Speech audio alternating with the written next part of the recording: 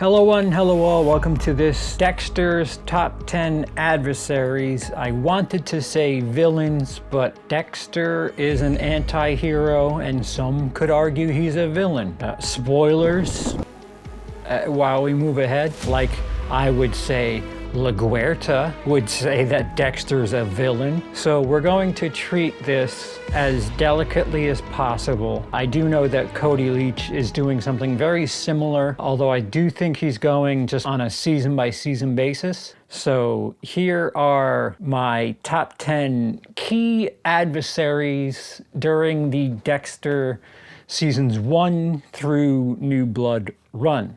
To be an adversary is just somebody who was going up against Dexter or had some reason to get in Dexter's way. Doesn't have to be a good guy, a bad guy, whatever. It's just somebody who made Dexter's ultimate goal more difficult. Do me a favor, stuff like this doesn't get suggested very much in the YouTube algorithm. If you'd like to see more stuff like this, go ahead and click that thumbs up. If you want to see more content like this, subscribe. And the notification bell will help to notify you via a bell.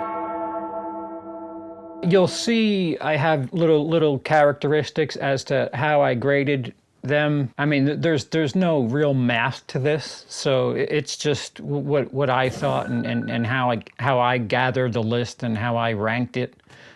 Nothing's right. I'm not right. You're not right. But this is my list. Feel free to make up your own list. But give me the credit for it, god damn it. Let's have some fun with it. Number 10 is Paul Bennett. I know him as Jacob.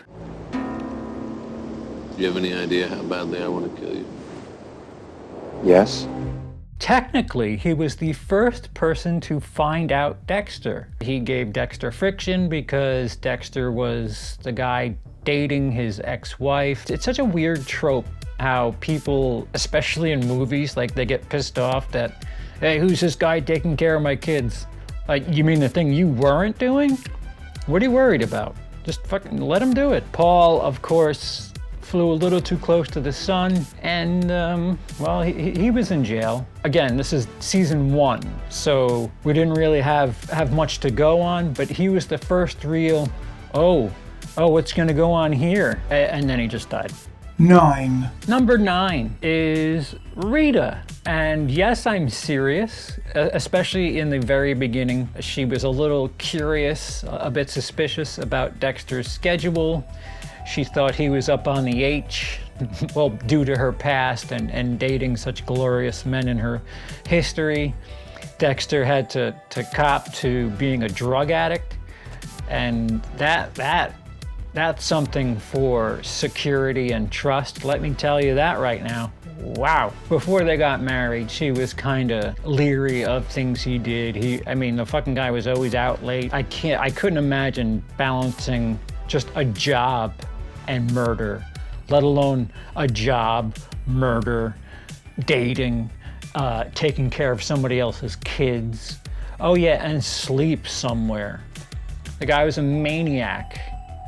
And kind of held it together. But Rita was onto him for a little bit, so she could have pulled it all apart. 8. Number 8 is Brian Moser, otherwise known as the ice truck killer. Ice cream truck killer? Ice cream truck. Biney, or Dexter's little brother, older brother, they're related.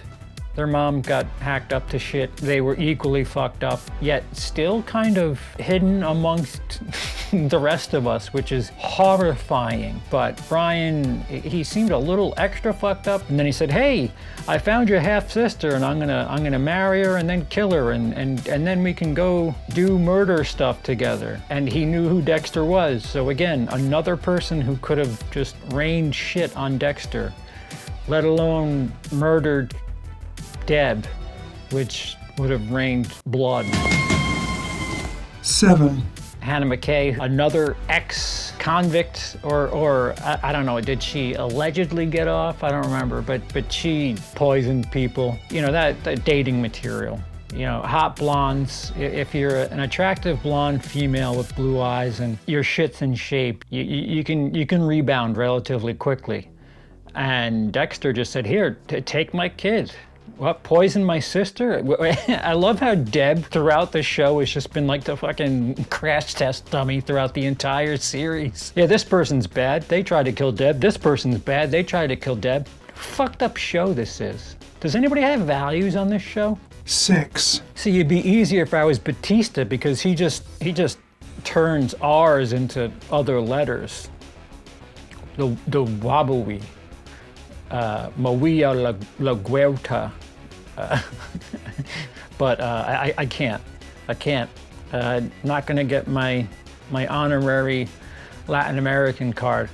But La Guerta, if it weren't for Dokes getting killed, I don't think she'd be this far up Dexter's ass, and it took her forever to do so, by the way. But another one who just loved to get involved with other people at work. Started with Dokes, then it became Batista, and then she was back at it looking through notes because of Quinn and that train wreck or whatever the fuck that was. But La Guerta was a serious problem, so much so that Deb said deuces. Number 5. Kurt Caldwell. And keep in mind, I record this just as the season ends, but Kurt Caldwell really had a hell of a shine to Dexter and what relationship it was he was trying to build with Harrison.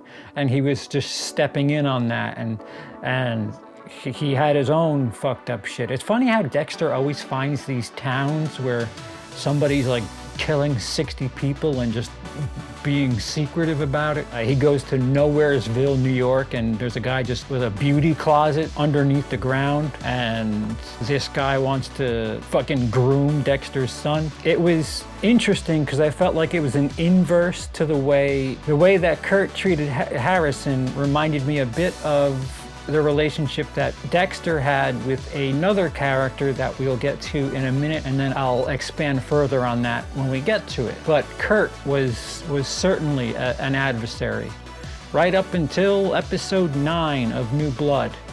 And then there was no more episodes of New Blood after that.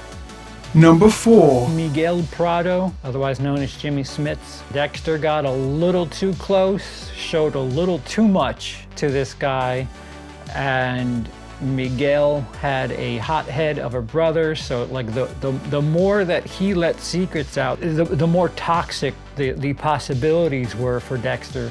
He had to go down.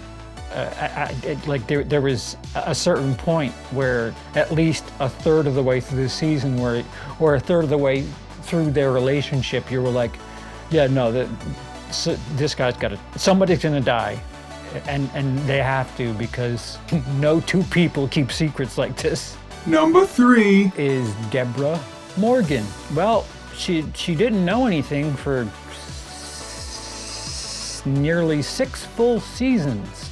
Actually, she found out who Dexter was season 4, but she just thought that he was a child of a murdered young female, and that really was it. And then at the end of 6, kabam. Yeah, that was dangerous. Anytime you let somebody else in on your little secret there, it gets bad. I'm trying to think if there's ever been a shared secret of murder where at least one of them didn't die. And I don't think that case has happened. Where 2 people go in, hey, I'm a murderer, help me, okay. And then they just go on and live on forever. Shit, Bonnie and Clyde got their shit pushed back in. If you're gonna murder people, don't tell anybody. If. In a video game, of course. Number 2. Sergeant Dokes. Surprise, motherfucker. He was such a good character in season 2 that I'm kind of bothered that we got it so early. I wish they kind of stretched it and pulled it along. Like if we got 6 seasons out of Dexter and Dokes was the one to take him down, I would have been okay with that, because Dokes was a really really, really, really, really good nemesis for Dexter. He was just onto him from the start. He just, call him weird. He like everything about like his character, the actor himself, everything that was going on with the Dokes character was perfect. And then they shot their load, and by season 3, poof. But remember, pardon my tits.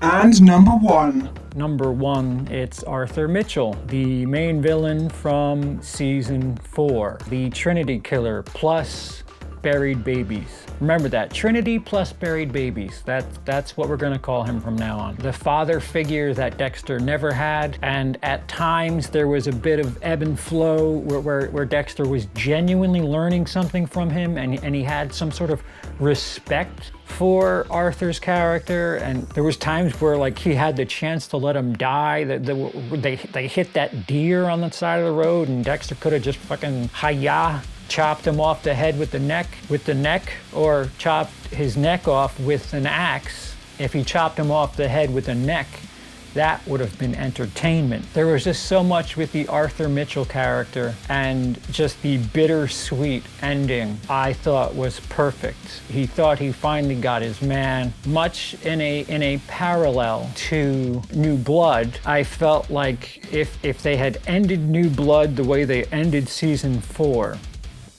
that would have been perfect.